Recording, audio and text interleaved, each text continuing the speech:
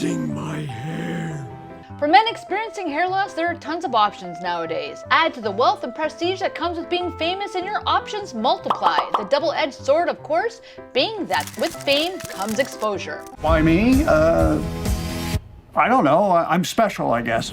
How do some of the most famous men handle balding then? Leave me alone! Did they choose to take advantage of the resources and wear hairpieces? Did they decide to silence any talk at all and just own the bald look? Let's dive in. Jacob Batalon, known to most people for his role as Ned Leeds in a little movie called Spider-Man, Jacob Batalon has always been seen with completely shaved head in his public appearance. This looks like a big mistake. Because he hasn't officially commented on the reason for his hair loss, it is still speculated about. Regardless, when he was cast as a teenager, productions thought it would be fitting to give him a wig. Oh no. No. Kevin James. If you've been on the internet any time in the past few months, you've likely seen at least a photo of Kevin James before. The comedy actor reportedly used to sport toupees, such well-blended ones in fact, that many people assumed that he had gotten a hair transplant instead. In recent years, he's opted to go fully bald, which feels like a natural progression for him. By wearing a short hairpiece in the years leading up, he ended up creating a sort of transitional period to where now the baldness doesn't seem like such a stark contrast. Steve Carell.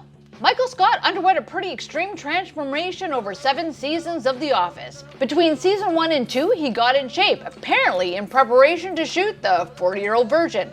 Got a tan, and yes, appears to have gotten a hair transplant as well. Fans couldn't help but notice Carell's hair appearing fuller and fuller as the show went on.